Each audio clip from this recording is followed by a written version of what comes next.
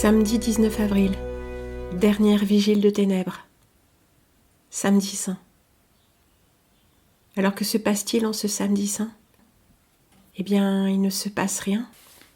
Justement, il ne se passe rien. C'est le temps du deuil et le temps de l'attente. Car le retour de l'époux a été annoncé. Le retour, mais pas exactement. Voilà qui me fait penser exactement à ce qui se passe quand on perd quelqu'un dans ce monde. Une confiance plus grande nous est demandée. Quelqu'un qu'on aime, je veux dire quelqu'un qu'on aime de cœur, quelqu'un qu'on aime d'âme à âme, pas quelqu'un qu'on a aimé parce que c'est la famille et que ces attachements-là ne sont pas remis en question.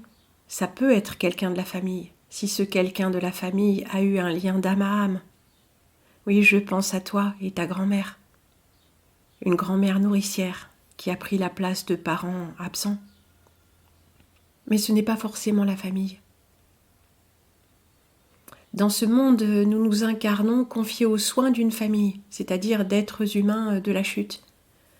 Et il y a bien sûr des gestes tendres, des attentions et un soin de chaque jour, mais il peut y avoir quelque chose d'autre derrière. Beaucoup de secrets cachés, beaucoup de secrets non dénoncés par ceux-là même qui devraient nous protéger. Alors la famille est à double tranchant. Donc que ce soit un être de la famille ou un être rencontré à l'âge adulte et avec qui on fait un chemin d'âme à âme, ces personnes-là, quand elles sont parties de ce plan du visible, du tangible, enfin du tangible à nos yeux, si j'ose dire, oui, du visible à nos yeux, du tangible à nos sens, les sens ordinaires bien sûr, sans passer par l'astral.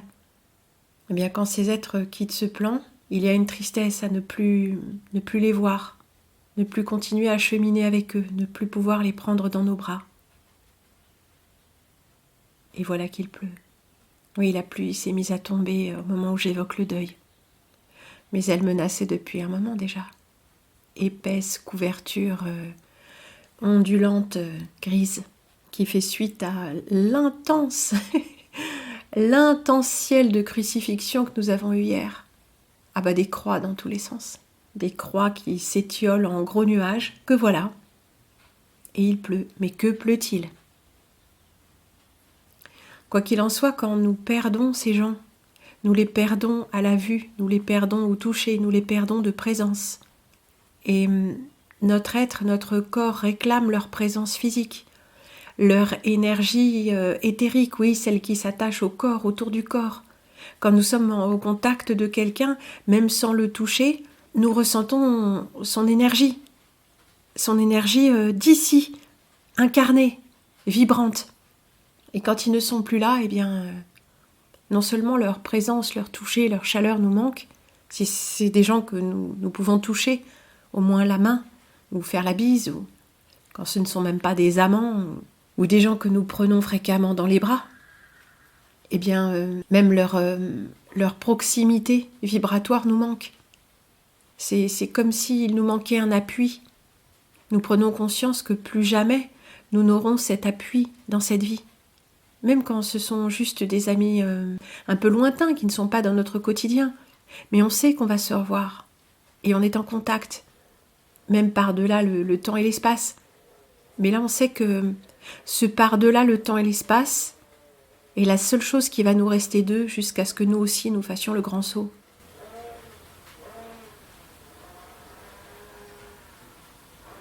Oui, les bruits de la campagne. Non, pas le bruit de la pluie, le bruit des tronçonneuses, des moteurs. Les bruits du monde de Satan. Les commodités du monde moderne, ouais. Ce bruit constant.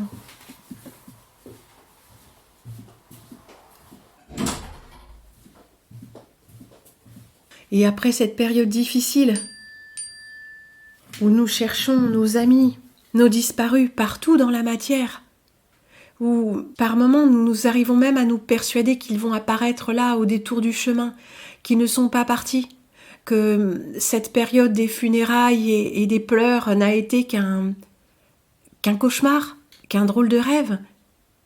Passé cette période-là, nous commençons à ressentir la présence de ces êtres. Enfin, la présence. Rien d'astral. Le fait de les évoquer en nous, d'évoquer le meilleur, de souhaiter le meilleur.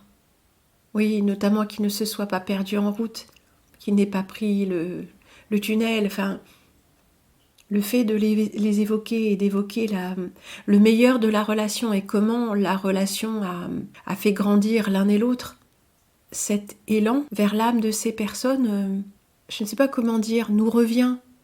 C'est-à-dire que c'est pas un aller-retour, c'est de penser à eux nous fait être avec eux, être avec leur âme. Un élan de notre petit personnage vers leur âme, puisque leur petit personnage n'est plus là. Et c'est là qu'on réalise que c'est un cadeau. Eh bien, réfléchissez un peu. Comme le Christ ou la Vierge ou les saints, ou si ça a été des êtres humains qui ont vécu sur la terre, une existence humaine pleine de déboires et aussi d'imperfections émotionnelles. Oui, on voit les gens qui sont plus là ou les gens qu'on n'a pas connus et qui sont célèbres comme des personnes n'ayant aucun défaut ou que des défauts qui sont tout à fait acceptables ou supportables. Mais c'est pas ça un défaut. Un défaut, c'est vraiment quelque chose qui est difficile à supporter chez quelqu'un et qui fait que on s'affronte. Bon alors, le Christ et la Vierge étaient exempts de défauts. Bon, tant mieux. Les saints, non, pas forcément. Pas tous, pas en tout temps de leur vie. Mais du fait qu'ils ont quitté ce plan, qu'ils ne sont plus des personnes réelles auxquelles on peut se confronter, nous les idéalisons. Ben oui, parce qu'on les a jamais rencontrés, Saint François ou Saint machin. Mais ce qui nous reste, notamment Saint François, la simplicité même, le renoncement, l'émerveillement devant la création de Dieu et les animaux sauvages, le saint aux oiseaux, le saint du renoncement et de l'élévation dans la simplicité, le saint qui travaille la terre avec son compagnon. Hein, c'est très joli, mais je ne sais pas qui il était en vrai, si même il a existé du tout, ou comme on nous le dit. Mais j'aime me l'imaginer, ce saint aux oiseaux. Et si je l'imagine sous les traits d'un homme, eh bien oui, il est assez proche par beaucoup de côtés de mon ami René, qui n'était pas un saint. Enfin, allez savoir, qu'appelle-t-on un saint? Une amie m'avait dit les plus grands saints ont été de grands pécheurs. Et je ne comprenais pas parce que j'étais jeune. Ben non, un saint, c'est un saint. Mais non, c'est le travail sur soi de toute une vie qui fait de nous, entre guillemets, des saints. Assagir ses passions, ses émotions, ses passions, c'est-à-dire ses emportements, ses jugements bien tranchés, sa colère, son impatience.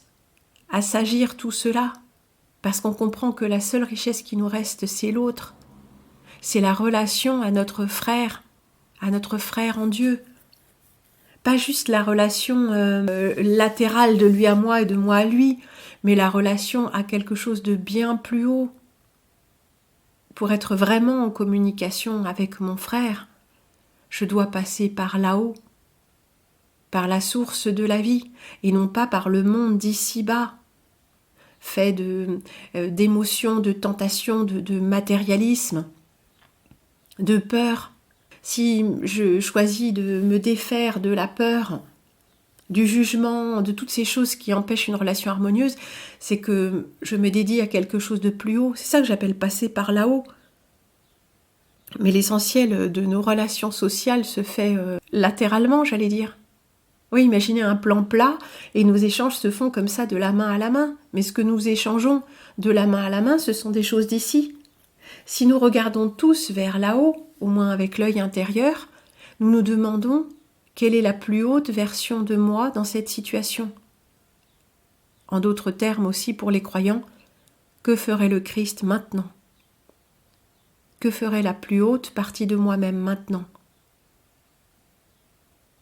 Et le cadeau, quand quelqu'un disparaît de ce plan, quelqu'un qui nous a été très cher, c'est que nous sommes désormais délivrés de la relation par latéralisme. Oui, de la relation de personnage à personnage, de programmation à programmation, de profil astrologique à profil astrologique. Vous savez, toutes ces incompatibilités de mental préprogrammé. eh bien on peut passer outre. On peut aimer ces personnes et en être aimé comme Dieu nous aime. C'est plus une idée de l'amour qu'autre chose, évidemment. Mais dans ce plan, l'idée de l'amour et la dédication de l'amour se heurtent trop souvent à notre programmation, à nos programmations respectives.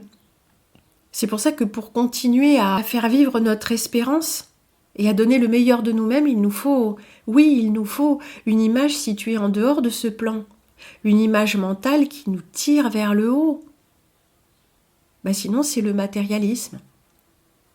La pensée matérialiste. Et par matérialisme, je ne veux pas dire attaché aux objets ou avide d'objets ou il y a un mot aussi peut-être pour ça, pour dire qui aime les choses coûteuses, qui est fasciné par le luxe et tout ça. Je ne parle pas de cet aspect-là. Je parle du matérialisme, genre le matérialisme dialectique de Marx, où que tout est déterminé par l'ici-bas. Parce que ça, c'est un mensonge absolu. Bon, pour tellement de raisons que j'ai déjà développé que je ne vais pas le faire ici, mais... Alors le cadeau, c'est celui-là. Quelque chose se dépose dans notre cœur. Bien sûr, il y a le manque de présence tangible, le manque de présence, entre guillemets, réelle. Oui, comme le père Verlaine dit, mais confronté à la présence réelle du Christ. Pour lui, la présence réelle du Christ, c'est l'hostie, par exemple. Ouais, c'est très discutable. Hein. Mais la présence réelle, tangible, dans ce plan. Quand il n'y a plus cette présence-là, il y a une autre qualité de présence. J'insiste, je ne parle pas de l'astral. Je ne parle pas d'avoir des visions, de les appeler, de les entretenir, ou des voix ou des choses comme ça. Non. Je parle de l'effort mental allié à l'élan du cœur pour évoquer ces gens-là en nous-mêmes, pas les invoquer, pas leur dire d'apparaître. Bien sûr, on ne peut pas s'empêcher de le faire quand on est encore dans l'émotion de la perte. Mais quand on évoque ces personnages-là, en renonçant à tout désir d'astral et de les voir vraiment apparaître et tout ça, on perçoit leur présence en nous, d'une façon très simple d'ailleurs. Chaque rencontre que nous avons faite, véritable rencontre humaine, hein, pas juste « tiens, bonjour, c'est machin, je te présente chose. Ah oui, bonjour !» Non, vraie rencontre, cheminement. Ces amis que nous voyons même de loin en loin, mais avec qui nous livrons profondément, avec une écoute mutuelle et la qualité de gentillesse inhérente à l'humain, ces personnes-là, chaque être que nous avons rencontré, avec qui nous avons eu une véritable relation, nous a transformés. Parce que la relation nous a transformés, nous avons aussi transformé l'autre. C'est pour ça que quand on vit un moment avec quelqu'un... de façon conjugale, et que généralement l'homme, mais pas toujours, l'homme dit non, mais moi je ne veux plus entendre parler de l'autre, j'ai tourné la page. On ne tourne jamais de page, on a été transformé par ces quelques mois ou ces quelques années. Forcément, ce qu'on a vécu en présence ou dans l'accompagnement de l'autre, on l'a vécu de par l'autre aussi. Il y a 50% de la relation qui est à soi et 50% qui est à l'autre. Pendant ces quelques mois ou années, si on avait vécu seul ou avec quelqu'un d'autre, l'expérience aurait été différente. Ne serait-ce que le choix des mots qu'emploie l'autre, ou sa façon d'être, tout ça nous demande une adaptation, qui est le fait de la relation humaine, de toute relation humaine, et nous avons été transformés, même subtilement. Le chemin que nous avons fait pendant ce temps, nous l'avons fait accompagné d'un certain type d'énergie. Même quand il y a beaucoup de confrontation, même quand il y a beaucoup de silence, même quand il n'y a pas de compréhension.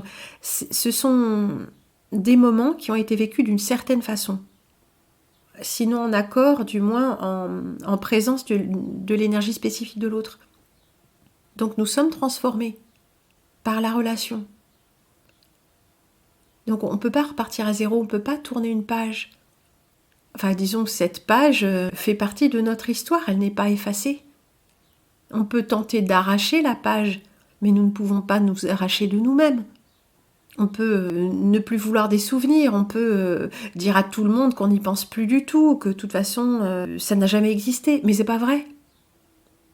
Alors cette personne, a fortiori, si nous l'avons aimée, si nous pensons l'avoir aimée, si nous pensons avoir appris à son contact de bonnes et belles choses, alors cette personne vit en nous. Et c'est exactement ça, voir en quoi Cette relation qui nous a transformés fait vivre en nous l'essence même de la personne avec qui nous avons partagé cette expérience tout à fait originale de l'émulsion de deux êtres incarnés dans la matière.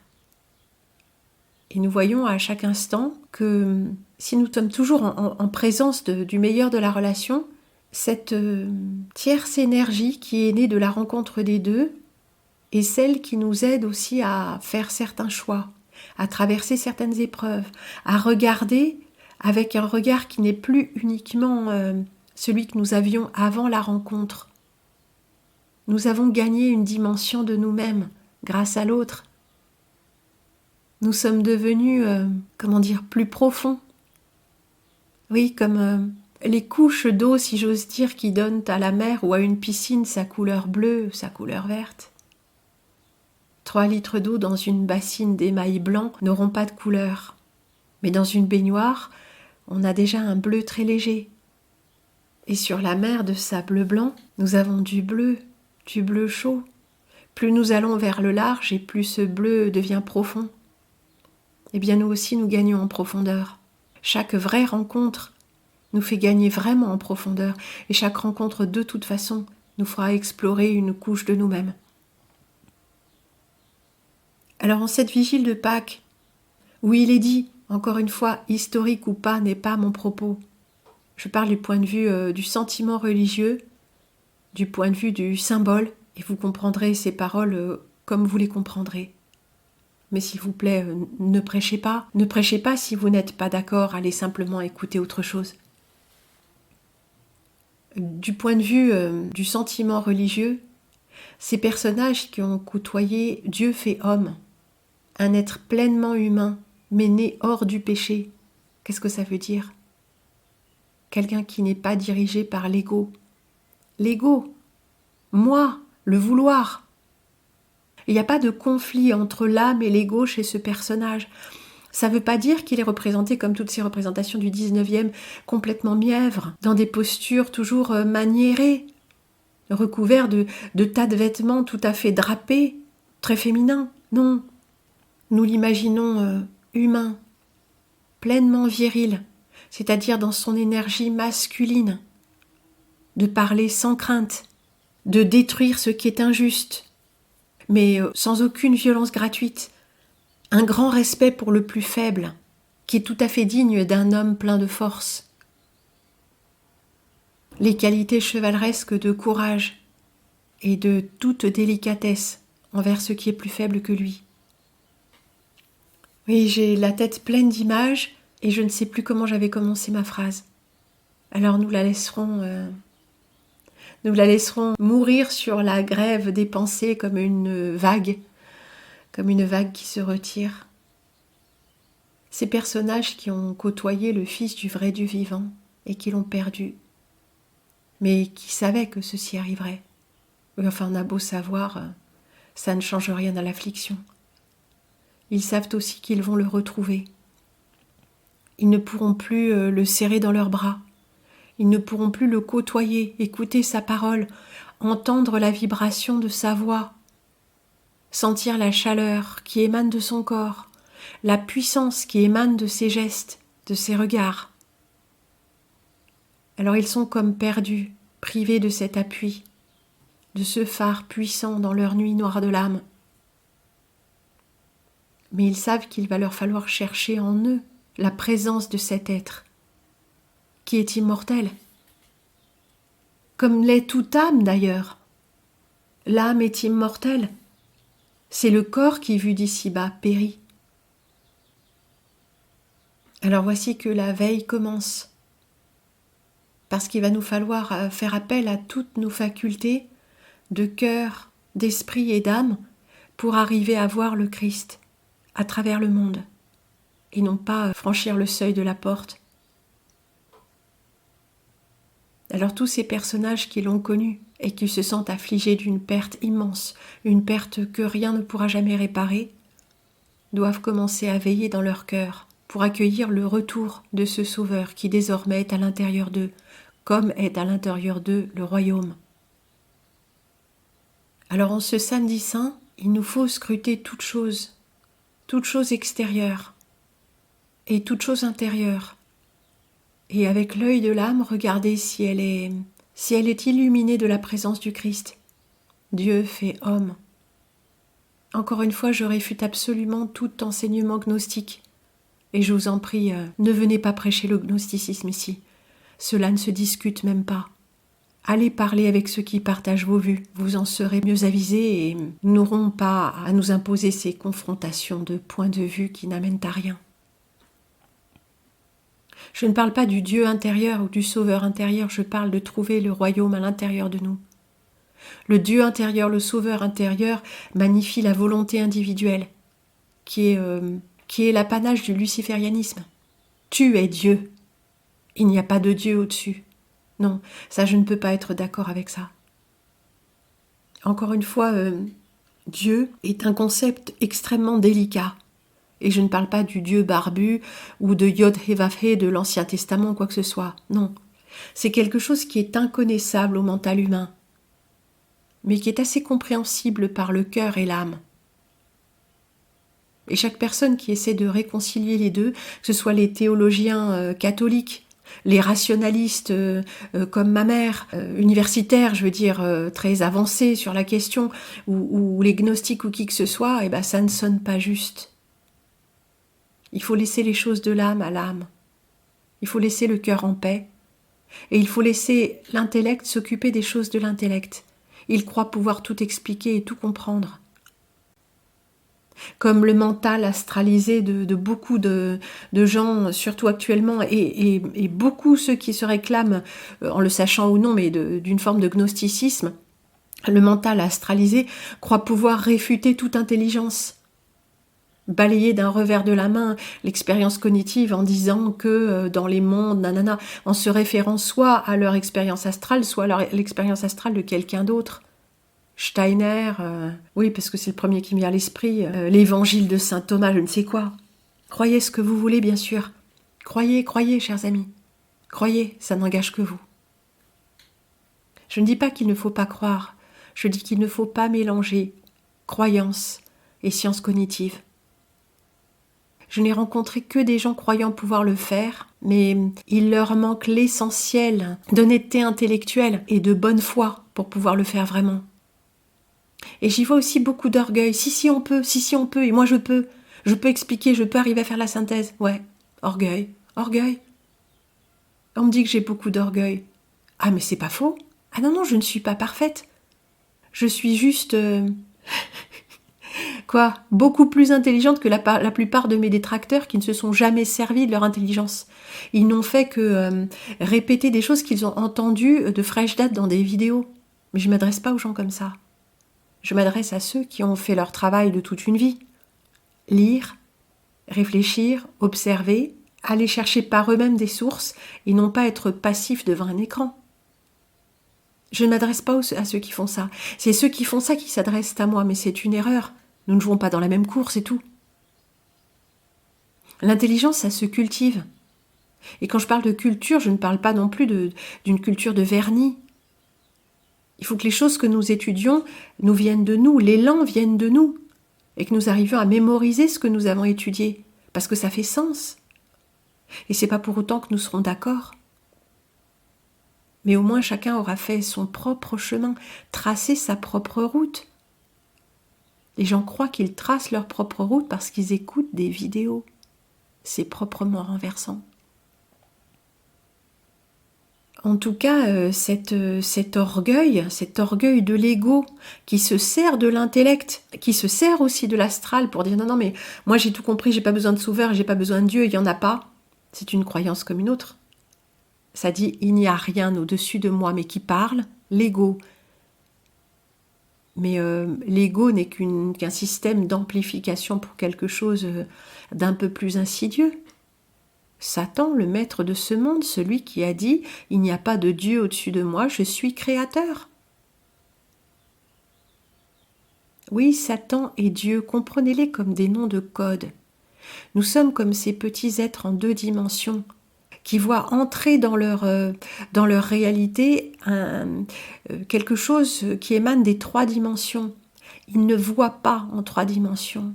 Alors ces choses apparaissent et disparaissent à leurs yeux de façon complètement incompréhensible. Imaginez une sphère qui traverse un espace à 2 dimensions. D'abord c'est un point, et puis un petit disque, un disque de plus en plus grand, et de plus en plus grand jusqu'au diamètre de l'équateur, et puis de plus en plus petit, et puis un point et plus rien. Et ils sont là, ils regardent, ils se disent « Mais qu'est-ce qui s'est passé ici ?» En fait, même en 2 dimensions, ce ne serait même pas un disque, ce serait un disque pour quelqu'un en 3 dimensions qui regarderait la sphère couper le plan. Eux, ils ne verraient qu'un point qui deviendrait une ligne de plus en plus grande et un point. Comme ces trucs quand on allumait... qu'est-ce que c'est d'ailleurs un de ces appareils électriques là pour voir les ondes sinusoïdales ou carrées, tout ça. Quand on tourne le bouton, tac, ou le téléviseur, plouc, ça fait une ligne puis un point. Alors eux, ils peuvent appeler ce truc-là Dieu. En réalité, c'est une sphère qui coupe le plan. Mais comment leur expliquer ? Puisque sphère, c'est quelque chose qu'ils ne peuvent pas conceptualiser, leur l'esprit n'est pas fait pour. Et plan non plus, ça voudrait dire qu'ils sont capables de penser le lieu même où ils vivent, et ça contient une vérité sur leur propre nature, qu'ils sont incapables de concevoir. C'est comme quelqu'un qui serait à peine au-delà de l'état cérébral du coma, à qui on essaierait d'expliquer je ne sais quoi, un raisonnement logique. Ce serait impossible, il n'aurait que le bourdonnement de la voix. Eh bien, nous en sommes là. Nous ne pouvons comprendre la transcendance de Dieu que comme une forme de brouhaha, de voix. Nous ne comprenons pas ce que disent les voix. Nous comprenons encore moins les concepts. Mais nous entendons la vibration de cette voix. Et elle fait résonner notre âme. Notre âme en 1 ou 2 ou 3 dimensions, elle se met à vibrer. Et nous savons bien qu'il y a quelque chose. Et avec notre petit intellect en 1 ou 2 ou 3 dimensions, nous essayons de construire tout un raisonnement autour de ce brouhaha, sans même avoir l'intelligence de penser que peut-être c'est plus qu'un brouhaha, que cette vibration correspond à un verbe, et ce verbe émet un raisonnement logique. Voilà, c'est les analogies que je peux faire. Quand je dis Dieu, Satan, les anges ou Jésus, il faut comprendre que c'est le vocabulaire que nous avons parce que c'est le paysage mental qui est le nôtre dans l'état de limitation cognitive où nous sommes, du fait même d'être incarnés ici-bas. C'est pour ça qu'on dit les voies du Seigneur sont impénétrables. Dieu est inconnaissable. Depuis ici, Dieu est inconnaissable. Et quand on dit le contraire, c'est que on a cet orgueil de pouvoir penser qu'un intellect et des sens et même une expérience astrale limitée pourraient nous faire connaître l'intégralité de Dieu. Les gens qui ont eu des expériences mystiques très fortes croient qu'ils ont été en contact avec Dieu ou avec leur divinité. Oui, cette expérience est si forte qu'elle ne laisse aucun doute. Mais aucun doute à qui ? Qui fait l'expérience de cette formidable poussée mystique ? Eh bien, le personnage. Le personnage, l'être incarné. Donc rien n'est une preuve de rien. C'est notre foi intérieure qui est constamment mise à l'épreuve. Et notre intellect devrait nous servir de garde-fou plutôt que d'avocat de l'ego. Alors, pour en revenir à cette vigile de Samedi Saint, nous sommes dans l'attente. Une part de nous est confiante, une part de nous est affligée, une part de nous est impatiente, une part de nous est terrorisée à l'idée de ne plus jamais avoir sous les yeux ce qui a été enlevé, ou de ne jamais voir apparaître, ou jamais, pas forcément apparaître à nos yeux, mais apparaître en nous la réalité de ce à quoi nous croyons. En l'occurrence, Jésus-Christ, et si on ne le revoyait jamais, et s'il n'apparaissait pas. Ça, c'est le mental qui le dit, parce que les personnages ont vu les miracles, les personnages contemporains, donc ils savent, et ils croient. Mais une part d'eux, la tentation, n'est-ce pas, la tentation du malin, qui murmure à l'oreille, qui dit « mais il n'y a rien du tout, mais il n'y a pas Dieu, ton Jésus c'est qu'un homme, regarde, il est mort sur la croix comme un chien, et tout ça. » Non, crucifiez pas les chiens, mais comprenez. Le malin, il a toujours ça à la bouche, des paroles de désespoir, et il est aussi salace, obscène, irrévérencieux. C'est à ça qu'on le reconnaît. La retenue dans dans la parole, la retenue, hein, c'est véritablement une qualité. Et c'est aussi parfois, en ce qui me concerne, j'y vois une forme d'hypocrisie de sentiment, parce que quand on a des sentiments, des émotions pas très élevées, et qu'on fait semblant, et qu'on se retient, je trouve ça pas tellement plus sain. Ça fermente à l'intérieur, alors quand ça sort, c'est toujours très moche. Mais je revendique en moi une bonne part de l'œuvre de Satan. Non pas que j'y souscrive, mais je suis née de ce monde, comme nous tous. Si le Christ est né sans péché, il n'est pas né du péché. Toute cette histoire de la Vierge Marie n'est qu'une métaphore. Une métaphore qu'on retrouve dans de nombreuses traditions, hein, le fils né d'une vierge, tout ça. Moi, j'y crois pas.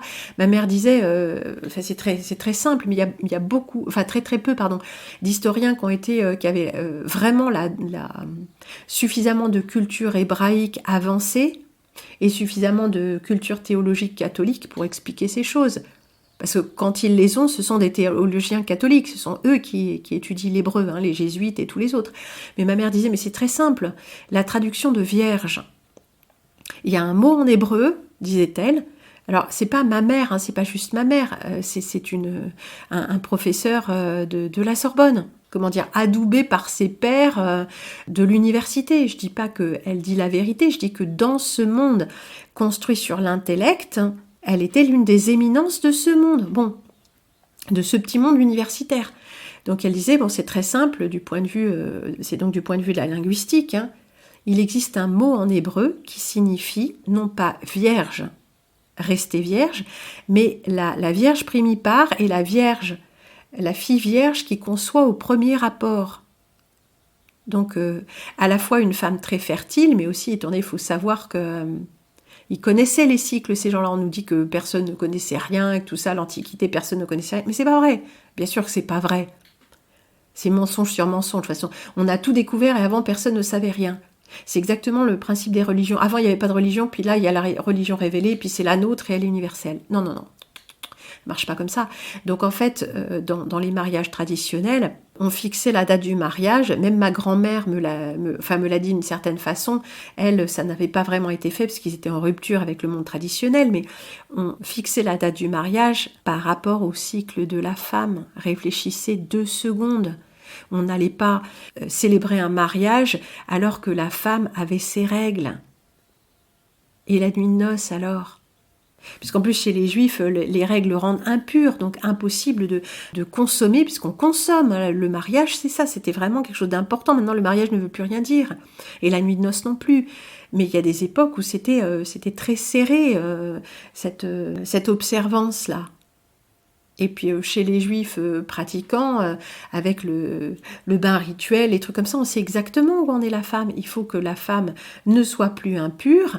Donc les règles, mettons, durent 5 jours. Il y a encore une semaine après, quelque chose comme ça. Donc ça nous amène à 12 jours. Et 11-12 jours. Et là, ça va commencer à être le pic de l'ovulation. Donc ça tombe juste. Donc la Vierge qui enfante au premier rapport, c'est pas fou.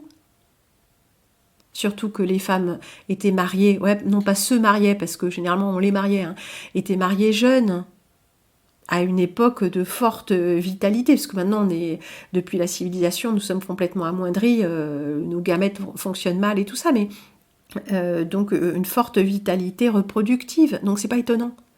Donc il y a un mot pour dire la Vierge qui a conçu dès la nuit de noces. Mais ça ne veut pas dire qu'elle est vierge après sa nuit de noces, elle a été déflorée et fécondée. Donc ça n'a rien d'étonnant. Mais pour moi, là n'est pas la question, ça n'a aucune importance. La virginité aussi peut signifier la chasteté. Et la chasteté n'est pas l'abstinence, la chasteté c'est la propreté intérieure. Un homme ou une femme peut très bien avoir des relations sexuelles en étant propre intérieurement. Une relation sexuelle ne signifie pas forcément fornication avec une forte astralisation, des comportements propres à exciter mentalement, tout ça. Non, ça peut être... Il y a des relations sexuelles, comme je l'ai expliqué, mais des milliers de fois, même pas de sexualité douce et purement contemplative, mais de sexualité qui sont tournées vers l'amour et le respect. déjà un seul partenaire pour ne pas mélanger les énergies sexuelles, astrales, tout ça. Et le baiser d'âme à âme, dans le respect et en se regardant dans les yeux. Pas en serrant les dents et en regardant des images sur son écran intérieur, les yeux bien fermés, non. Être avec l'autre, se toucher les mains qui sont les ailes du cœur. À travers les mains, on transmet l'amour du cœur. Et si on se souvient que, comme dit l'autre, le pénis dans le vagin forme une unité, nous sommes en deux corps dans ce plan. Donc, femelle, il nous faut nous réunir au mâle et inversement. Et si c'est fait dans un état d'esprit pur de cœur et de chasteté, chasteté ne signifie pas abstinence de relations sexuelles, pas du tout. Donc la question n'est pas de savoir si elle est vierge, la question est de savoir si cette conception sans péché peut signifier pour nous une relation sexuelle pleinement respectueuse de la nature de chacun de la part de l'homme et de la femme, en accueillant l'autre dans son énergie propre, et sans se laisser astraliser par la violente poussée du, entre guillemets, désir, mais de la luxure. Non, relation sexuelle ne signifie pas luxure, ça peut, mais c'est pas du tout obligatoire. La relation sexuelle qui est la suite de l'amour du cœur, d'un regard aimant à une pression de la main, d'une pression de la main à un baiser sur les lèvres, d'un baiser sur les lèvres à un baiser profond, d'un enlacement d'amour à une étreinte, un baiser des organes du bas, en même temps que les regards font dialoguer les cœurs d'âme à âme, une certaine retenue par rapport à la pulsion pressante, un peu de retenue, rester en présence de soi et de l'autre, plutôt que de chercher à jouir avant tout et à tout prix. Voilà l'idée qui est derrière la chasteté, rester en présence de l'autre, rester en présence de soi-même. Et pourquoi pas rester en présence de l'Esprit Saint qui fait circuler la vie dans nos corps. C'est ça la relation d'amour. Donc cette histoire pour moi de vierge et de conception sans péché est encore très mal comprise, enfin à dessein présentée d'une façon qui ressemble à un conte pour enfants. Une épouse et un époux qui conçoivent un enfant en étant pleinement aimants et présents à chaque instant de l'acte d'union, le conçoivent sans péché. Une mère qui élève son enfant sans projeter sur lui toutes ses attentes, l'élève sans péché. Mais peut-on dire que Jésus a été préservé du péché d'autrui puisqu'il a été circoncis ? C'est déjà le début du chemin de croix, s'incarner dans un corps de chair et subir la mutilation ultime au 8e jour. Alors oui, il porte le péché du monde, mais lui est sans péché. Quelle est la part de nous qui demeure sans péché, exempte du péché, exempte de bassesse, de petitesse, de mesquinerie, de méchanceté, d'orgueil? Quelle est cette part de nous? Cherchons-la bien, mes amis, parce qu'elle est là. Et quelle que soit l'appellation qu'on lui donne, nous savons qu'elle est là. Moi je dis qu'elle est de Dieu, qu'elle est à l'image du Christ, loin de Dieu, le oin, pas loin, le couronné de Dieu. Alors faisons toute la place à cette part de nous, si petite soit-elle, et attendons en confiance. Dans ce lieu secret, ce lieu calme et propre. Attendons dans ce lieu le retour du Sauveur. Non pas dans le monde, en nous-mêmes. C'est de ça qu'il s'agit. Serons-nous sur son chemin quand il reviendra? Quand il nous dévoilera à l'intérieur de nous-mêmes l'étendue du royaume, pas à nos yeux au dehors, mais à notre cœur, au dedans.